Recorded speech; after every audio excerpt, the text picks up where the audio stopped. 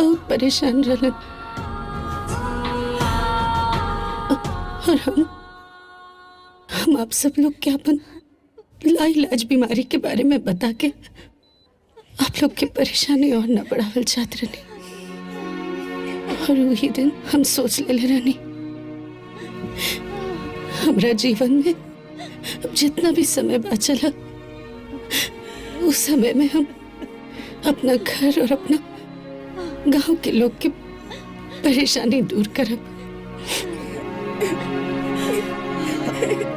हम मरला से पहले हर रिश्ता खूब जियल चाहत रहनी। हमें को अच्छा पत्नी, एगो अच्छा बहू, अच्छी भाभी बन के जियल चाहत रहनी।